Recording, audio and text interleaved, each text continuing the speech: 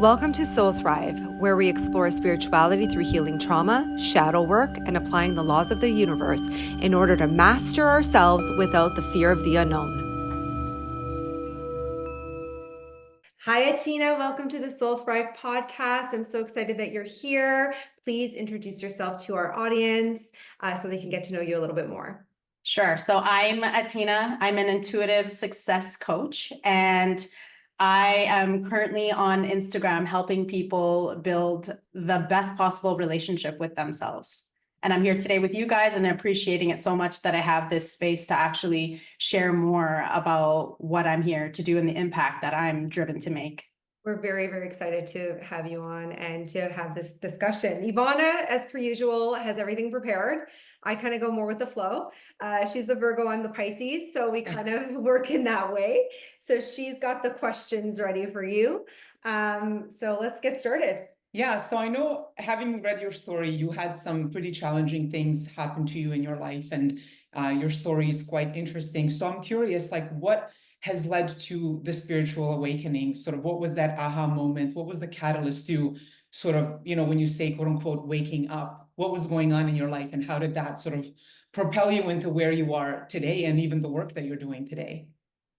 Thank you for asking that, because this is a super important question. I feel like we're always being driven to wake up based on the challenges that we face so that we can know more of ourselves. And one of the things that I was going through was I was constantly seeking things on the outside, my relationships on the outside, to help me feel a certain way. Yeah. And it really took for me to come to a head in the middle of going through 2 back-to-back pregnancies, being isolated in COVID, really facing when the party literally and figuratively stopped, and having to really assess my relationship with the people around me.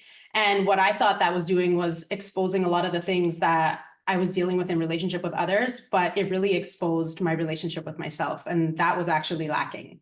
So when I had an entire group of friends, come to a head with me, and I felt like everyone turned their back on me at a time where I was having my mental health crisis, at a time where I just had my kids and I was all alone, I had no one to feed my ego. I had no one to feed my wounding. I had nobody to support me in that time. And I really had to ask myself, why am I crumbling?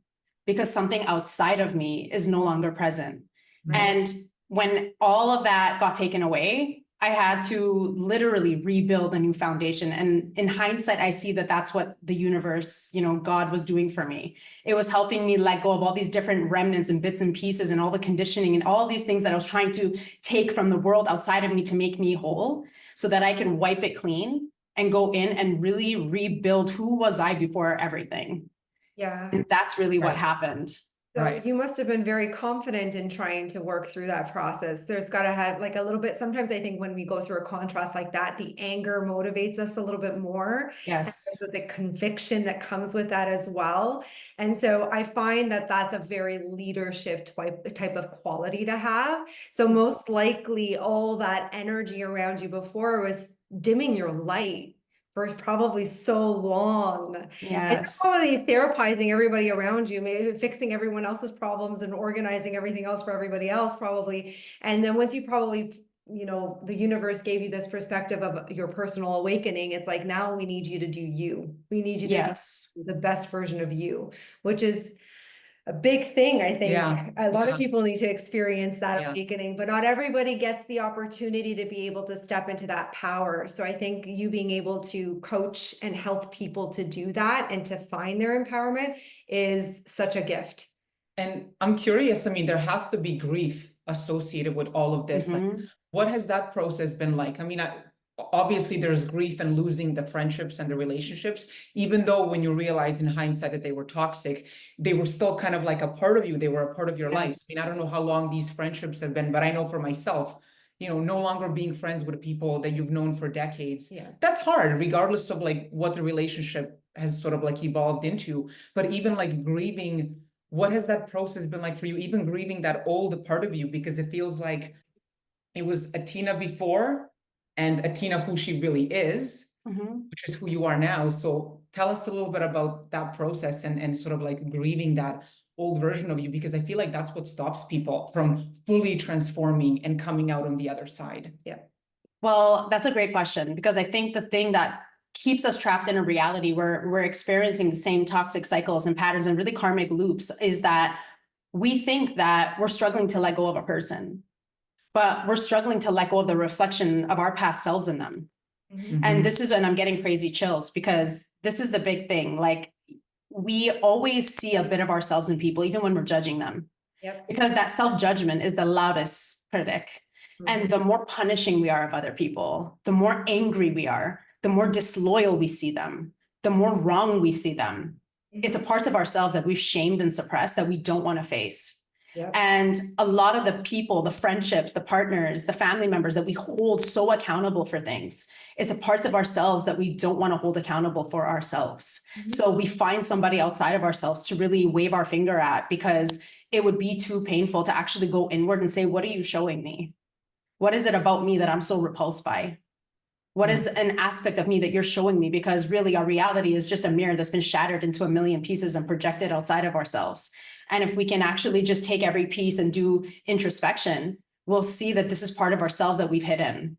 And when we put all the pieces together, we can see that our entire reality is just us outward. And then when the reflection starts changing, it's because we actually started changing internally.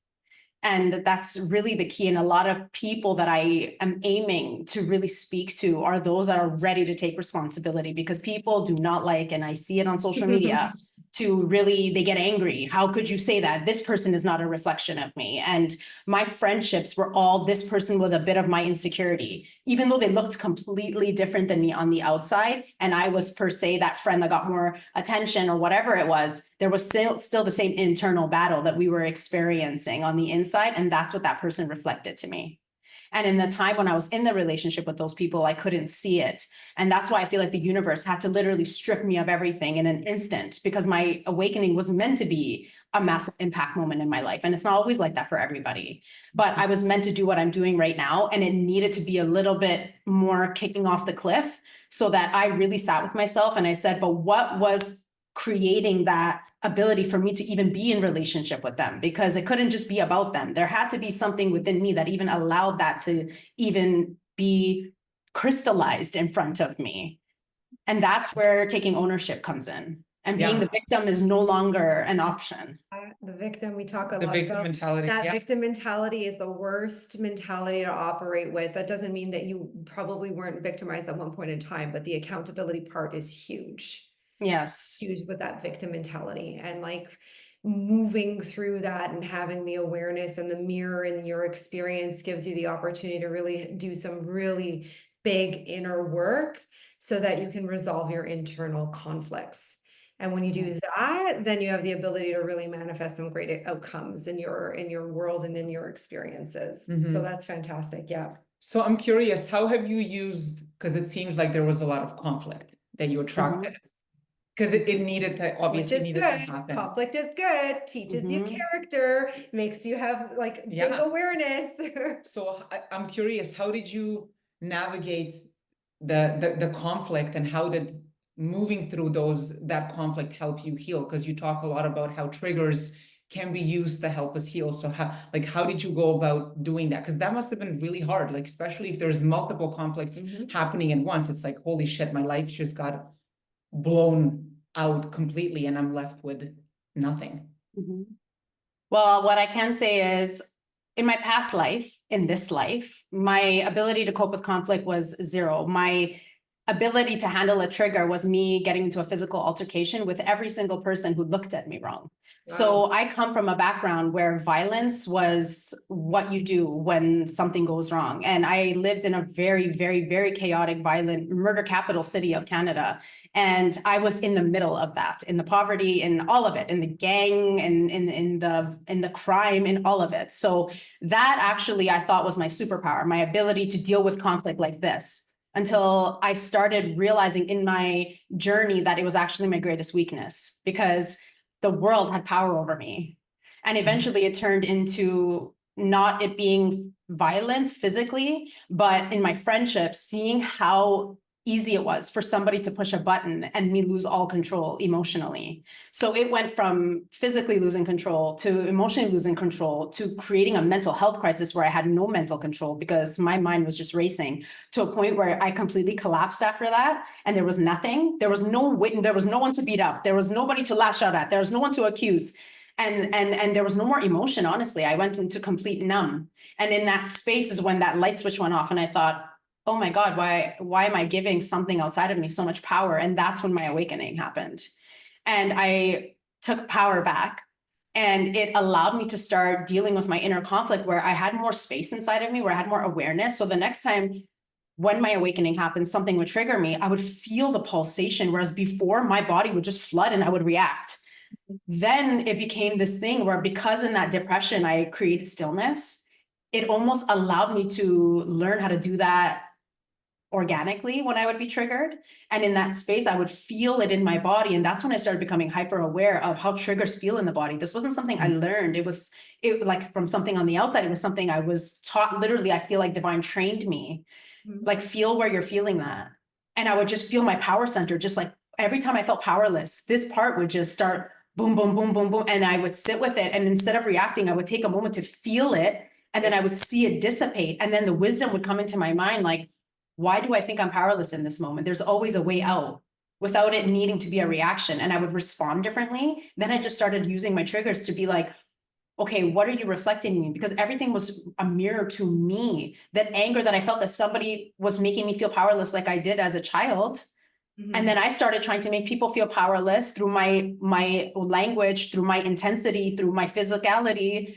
And then I started realizing that everything was trying to heal me, and I would never end the karmic cycle until I stopped reacting and I started responding, and it would slowly dissipate out of my reality.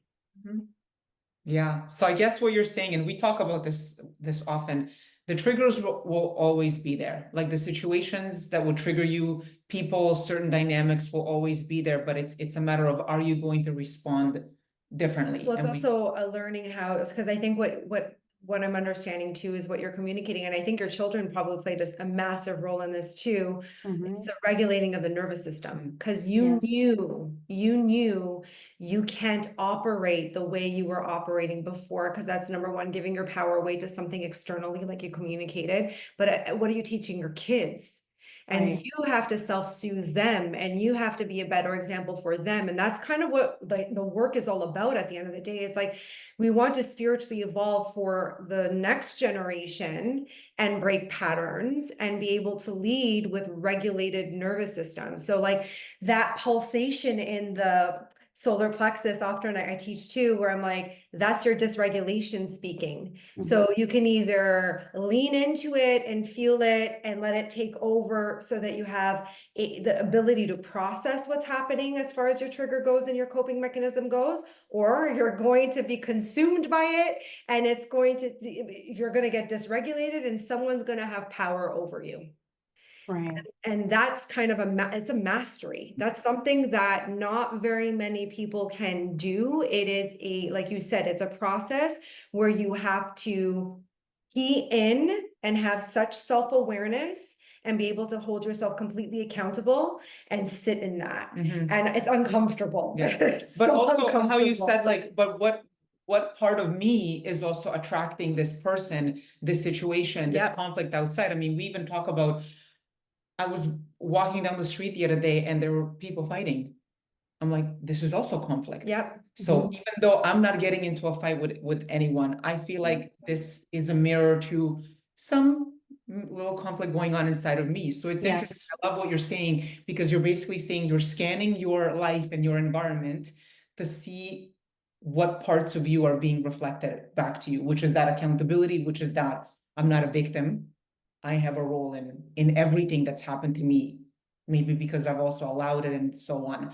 I'm curious, like, how do you, because given the work that you've done, you obviously have had to master having a really good relationship with yourself and getting to know yourself.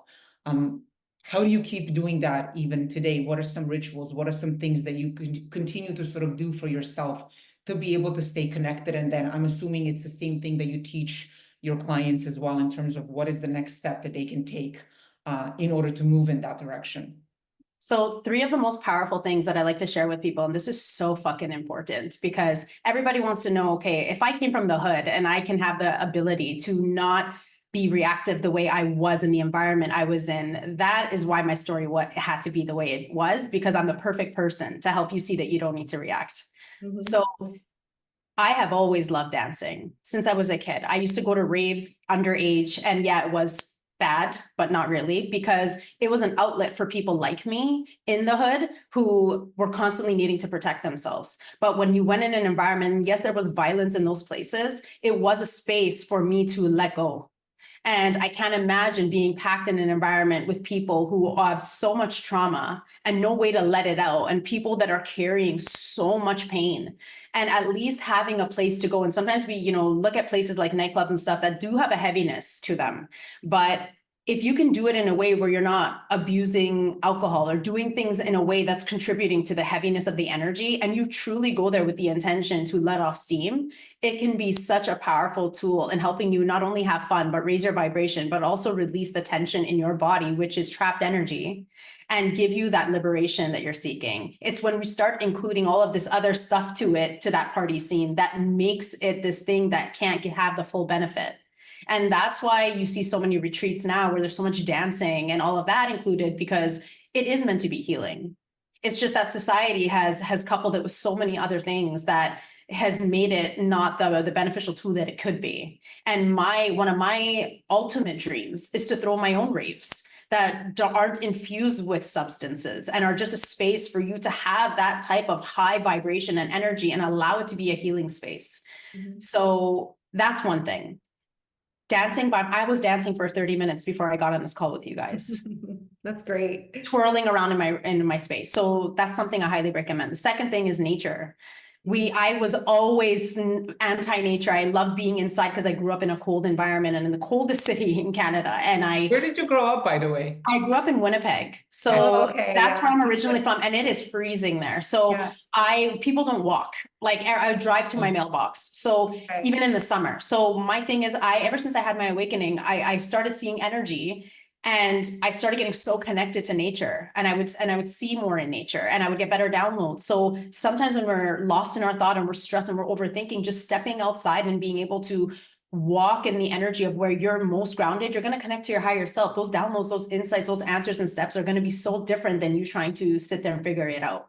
So connecting with nature is the next thing. The last thing, and I would say the most significant thing that's been part of my stepping into my purpose and my ability to receive the downloads that I do is breath work. You need to go inward, and dancing makes you go inward. Nature makes you go inward. Breathwork, meditation is so complex for people because they can't stop thinking. But when you breathe, you're not focused on your thinking, you're focused on breathing. And that part goes in so quickly and so deep that you don't have to try to do anything.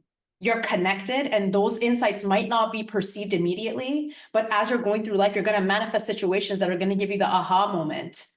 That's the whole point. It's going to shift your reality because you're changing your energy.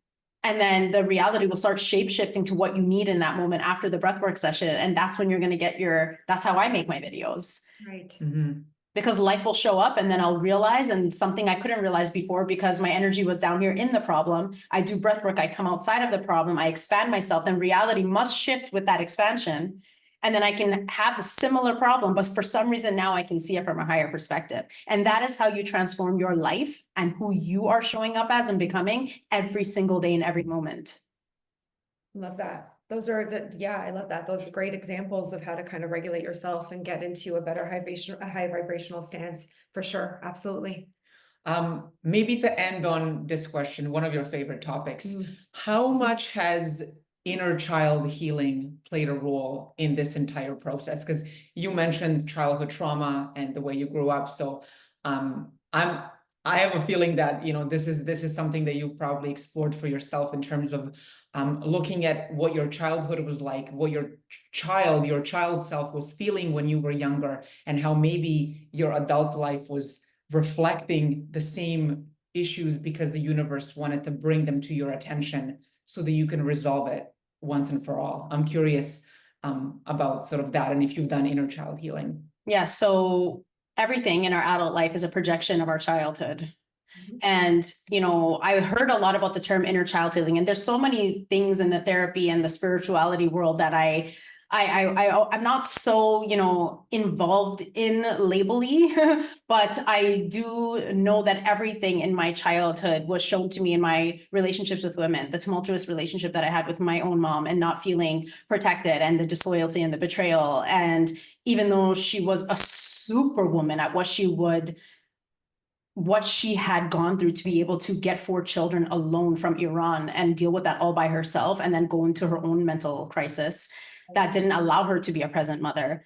I also do see the strength in her, but I also am not delusional to the things that came with having, you know, that type of mother. And I do see how my relationship with my friends, the other women in my life, was always me seeking that, show me emotional care, that you care for me, show me that I'm going through something and you give a shit. But all I got from my friendships were, oh, fuck you. And it was a lot of that. But my mom was just stone cold, because if she even opened up a little bit emotionally, she would have broken and she wouldn't have taken care of us. So she was lost in her own world. And I feel like they were all representations of my relationship with my mother. The men in my life were the same thing, emotionally unavailable. And a lot of the attention I attracted my whole life was based on something that was very related to my trauma with my father. So when you start really seeing that, whether you're a man even, and you're watching this, your need for female validation is ultimately just this lack of ability of your mom to nurture and love you. And you're just seeking that in every woman. And men don't like to believe that, because it's like, how could a woman on the street have anything to do with my mom? That's gross. That's not the reality though. Like, if your mom was in survival and she was working and she was in her own stress, and all you wanted was for her to hug you, and you just couldn't get that, hey, you're crying, and she was like, just be quiet because I'm too stressed to deal with this. Now you're like, any look from a woman, it's going to give you that validation that you were seeking from her. So we are all just living this, you know, repetitive cycle of what we went through in our childhood. And until we face that, like for me, that was everything. And also just burning my hair straight. And yes, I once in a blue moon, I might do that, but I never loved my curly hair. My mom chopped it off and she did all, and I found in my spirituality, I just started going back to who I was as a child, you know, putting headphones on and singing to myself when there was so much chaos in my home. And now I'm using music and DJing and all these different little things in my purpose. So you see that your whole childhood and the ways that you were using outlets to deal with the chaos that you were dealing with ends up being part of your purpose. And it's like, it's so magical, you know, all the hard things are part of it, and dealing with the traumas that you went through and seeing how they're playing out now. But it's also the little magical things, like me standing on stage in elementary and having a one-liner in a concert and feeling that power that I felt in that moment on stage when I belted it out for that 1 minute. And I saw that feeling like, this is what I want, and praying to God as a little kid every day, like, I want to be like the Spice Girls. I want to be like Britney Spears, put me on stage. And who knew that they divine made that part of my life so that I would feel the sensation, so that I would create the desire, so that when I stepped into my purpose, I would know I want to be on stage. We don't know why we go through certain things, but the good, the bad, all of it is part of our journey in our childhood, to take it, and it will evolve us into what we came here to do and who we came here to be. Love that. That's beautiful. Yeah, it's just reframing the way you see it. I love it, because I think a lot of people, and we talked about this too, like victim mentality is like, I went through this and this happened to me and this happened to me. But I think in one of the last few workshops, you were like, well, why do you think you chose this? Right. And how is that actually, like, if you see it as an empowerment, like, look at all the stuff that you survived. What makes you think that you can navigate your life? It's almost like reframing the way you see it into something more positive and empowering, so that you can walk your path with conviction, because you've gone through the worst as a child. It's not, and I think you often would tell me this, it's like, it's not going to get worse. The worst, you've had it. You've had it so bad. Cycles that are continuously repeating themselves that you have to master, right? It's And just then those repetitive patterns that you have to understand that are reflecting your inner child behavior patterns. So yeah, that's, I mean, if anyone and everyone can just take a moment and like look at that, there'd be so much more healing and conflict resolve and so much more opportunity for people to just like heal and grow and evolve. So Yeah. we're putting it out there, right?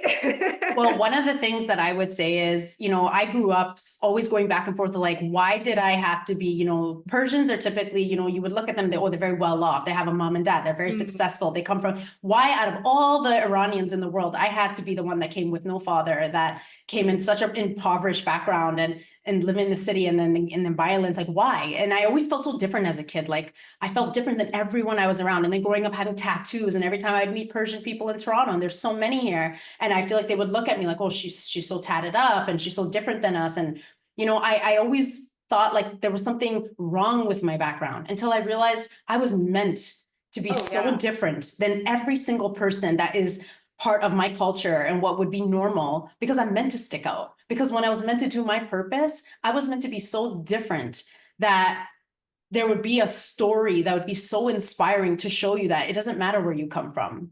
And that I wouldn't know how to serve people unless I went through the fucking ringer with every single challenge in my life to break me and make me and break me and make me, because there's no book that could ever teach you the wisdom that I've gained from my life experiences. And I wouldn't change any of it, because there's always those of us that have to go through. And I always say that I chose every single thing about my family, every single thing about the suffering that I endured, like the violence that I endured and the chaos that I endured, because to be able to find peace after all of that, that is going to be a cakewalk when I have to help somebody who has gone through much less. Oh yeah. Oh yeah. And then you can relate better with people who have experienced similar traumas as well, because you've been there. No, I love it. Thank you. This was awesome. Tina, thank you so much for coming on the podcast. This was great, amazing. And honestly, we enjoyed this conversation so much. And I know our audience is going to love picking up on all this great information that you've offered today. Thank you. And we'll see you again. Thank you. Yes. Thank you so much. I appreciate you guys. Thank you. Yes.